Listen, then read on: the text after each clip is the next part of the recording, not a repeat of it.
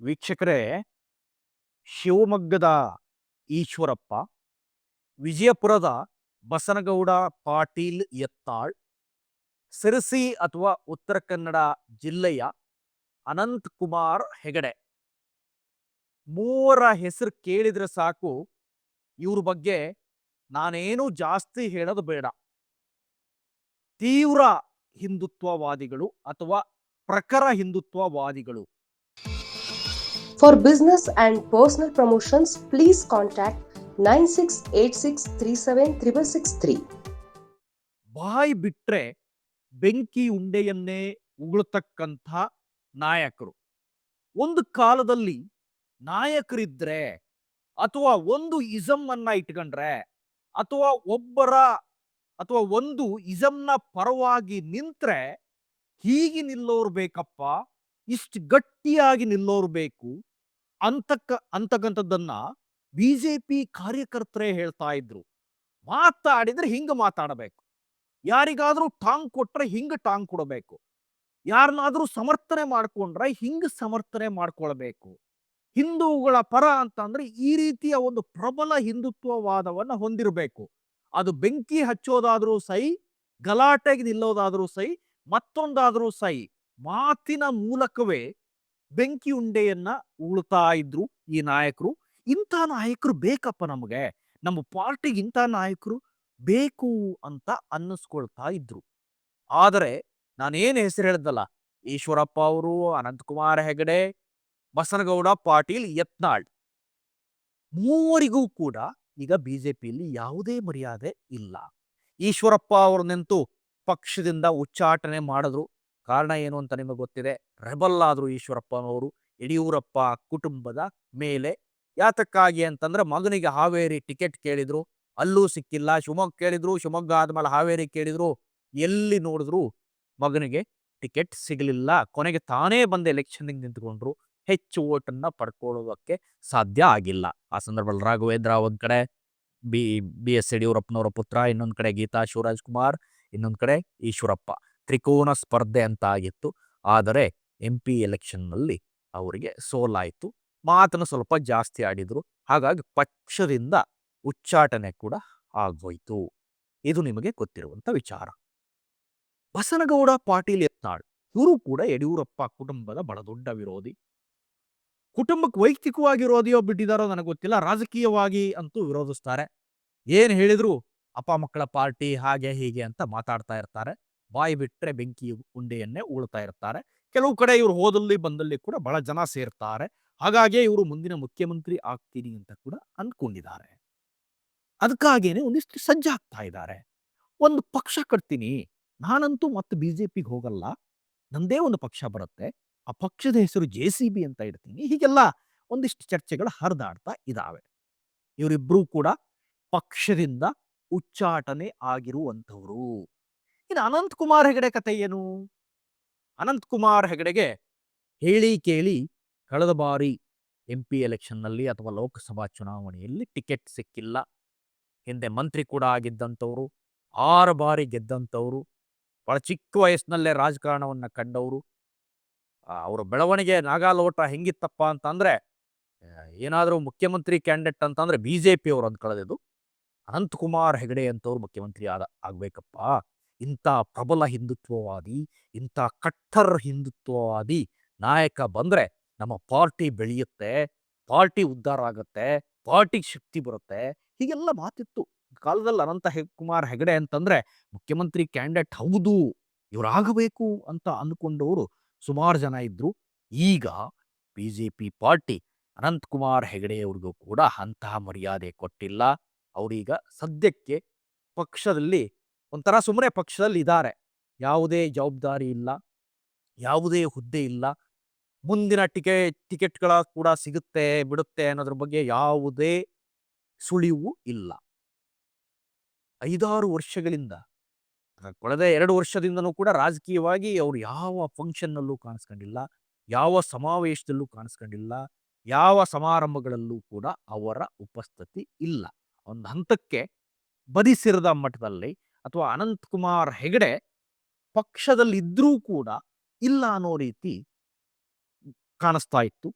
ಇಂಥ ಅನಂತಕುಮಾರ್ ಹೆಗಡೆ ನಿನ್ನೆ ಭಟ್ಕಳದಲ್ಲೊಂದು ಕಾರ್ಯಕ್ರಮದಲ್ಲಿ ಕಾಣಿಸ್ಕೊಂಡಿದ್ರು.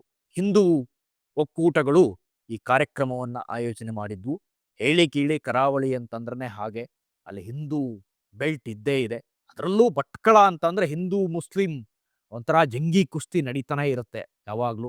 ಭಟ್ಕಳದಲ್ಲಿ ಮಸೀದಿಗಳ ಅಥವಾ ದೇವಸ್ಥಾನಗಳಲ್ಲಿ ಗಲಾಟೆ ಅಂತವಿಂಥವು ಆಗ್ತಾನೆ ಇರ್ತಾವೆ, ಕಲ್ತೂರಾಟ ಇವೆಲ್ಲ ನಿಮ್ಗೆ ಗೊತ್ತಿದೆ. ಭಟ್ಕಳದಿಂದ ಯಾವ ರೀತಿ ಹಿಂದೆ ಸುದ್ದಿಗಳು ಬಂದಿದ್ದಾವೆ ಅನ್ನೋದೆಲ್ಲ.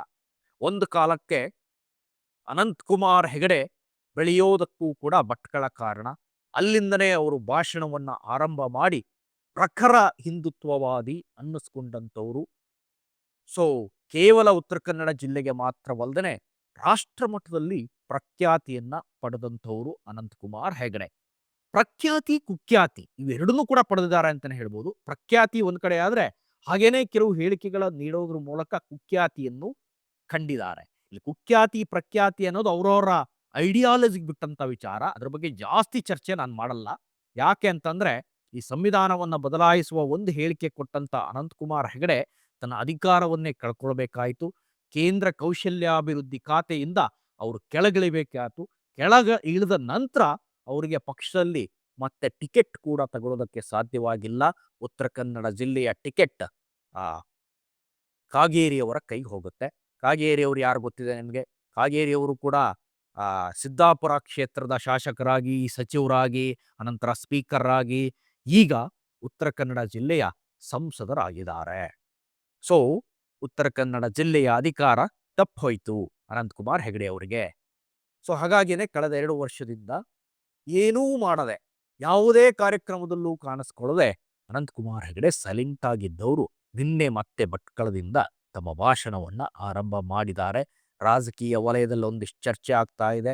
ರಾಜಕೀಯ ವಲಯದಲ್ಲಿ ಈ ಭಾಷಣ ಅನಂತಕುಮಾರ್ ಹೆಗಡೆಯವರ ರೀ ಎಂಟ್ರಿ, ಮತ್ತೆ ಅವರು ರಾಜಕಾರಣಕ್ಕೆ ಬರ್ತಾರೆ, ಮತ್ತೆ ಹಿಂದೂ ಹುಲಿಯ ಗರ್ಜನೆ ಸ್ಟಾರ್ಟ್ ಆಗುತ್ತೆ ಅಂತಾನೆ ಒಂದಿಷ್ಟು ಮಾತುಗಳು ಕೂಡ ಕೇಳಿ ಬಂದಿವೆ, ಬರ್ತಾನೆ ಇವೆ.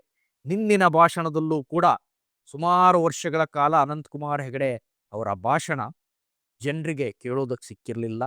ಪ್ರಖರ ಭಾಷಣವನ್ನ ನಿನ್ನೆ ಕೂಡ ಮಾಡಿದ್ರು.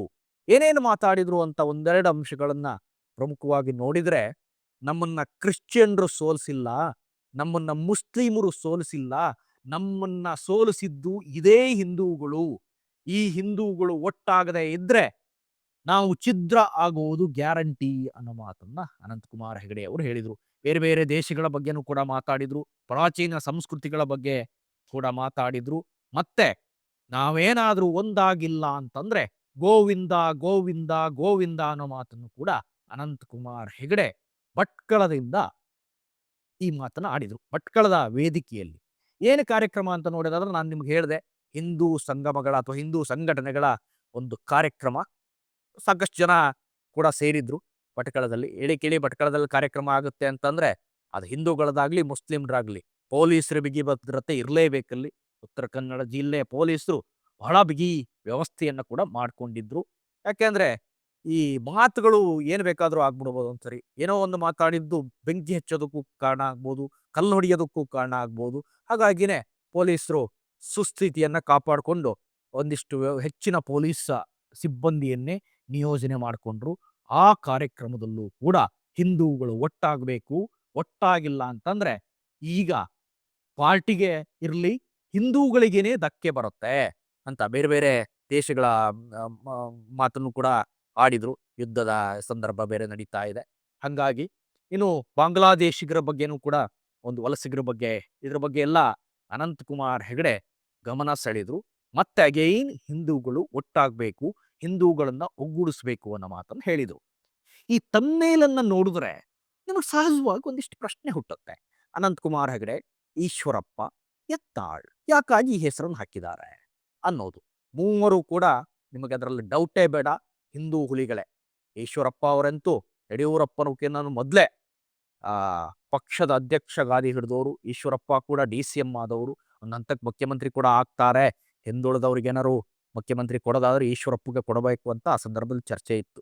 ಹಿಂದೂ ಹುಲಿನೇ, ಅದರಲ್ಲಿ ಮಾತಿಲ್ಲ. ಈಶ್ವರಪ್ಪ ಎಲ್ಲಿ ಹೋದ್ರೂ ಕೂಡ ಬೆಂಕಿ ಉಂಡೇನೆ ಅವರು ಉಗಳೋದು. ಸೊ ಆದರೂ ಅವರಿಗೆ ಆ ಪ್ರಖರ ಮಾತಿನ ವೈಖರಿ ಗೊತ್ತು. ಯತ್ನಾಳ್ ಬಿಡಿ, ಯತ್ನಾಳ್ ಹೋದಲ್ಲಿ ಬಂದಲ್ಲಿ ಈಗಲೂ ಅಷ್ಟೇ ಜನ ಸೇರ್ತಾರೆ.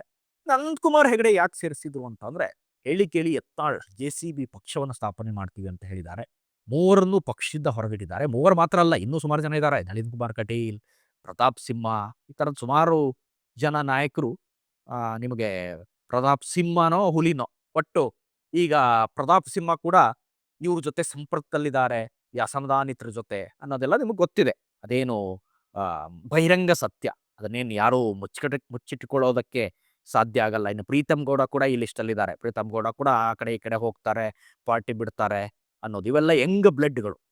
ಸೊ ಮೂರು ಕೂಡ ಒಂದಾಗ್ತಾರೆ. ಅನಂತಕುಮಾರ್ ಹೆಗಡೆ, ಈಶ್ವರಪ್ಪ ಮತ್ತೆ ಯತ್ನಾಳ್. ಸೊ ಒಂದಾಗ್ತಾರೆ ಅನ್ನೋ ಮಾತು ರಾಜಕೀಯ ವಲಯದಲ್ಲಿ ಅಥವಾ ಬಿಜೆಪಿ ವಲಯದಲ್ಲಿ ಸ್ವಲ್ಪ ಮಟ್ಟಿಗೆ ಹರಿದಾಡ್ತಾ ಇದೆ. ಇದೆಷ್ಟರ ಮಟ್ಟಿಗೆ ಸತ್ಯ ಅಂತ ನನಗೆ ಗೊತ್ತಿಲ್ಲ. ಯಾಕೆಂದ್ರೆ ಮೂವರು ಕೂಡ ಒಂದೇ ಐಡಿಯಾಲಜಿಯನ್ನ ಹೊಂದಿರುವಂಥವ್ರು.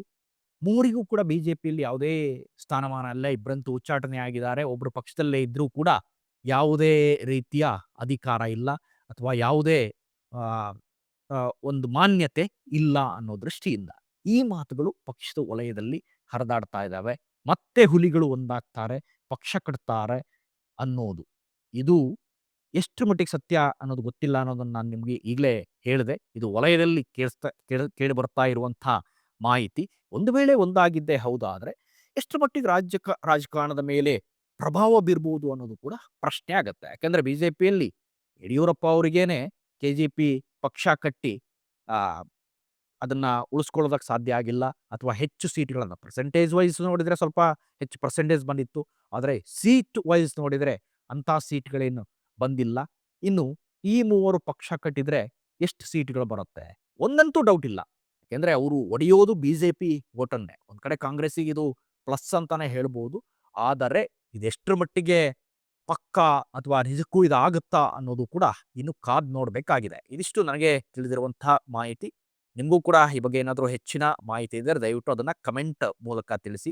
ಹಾಗೆಯೇ ನೀವೇನಾದರೂ ನಮ್ಮ ಚಾನಲ್ನ ಸಬ್ಸ್ಕ್ರೈಬ್ ಮಾಡಿಲ್ಲ ಅಂತಂದ್ರೆ ಈ ಕೂಡಲೇ ಶೇರ್ ಮಾಡಿ, ಸಬ್ಸ್ಕ್ರೈಬ್ ಮಾಡಿ, ಲೈಕ್ ಮಾಡಿ ಮತ್ತೆ ಕಮೆಂಟ್ ಮಾಡಿ. Thank you.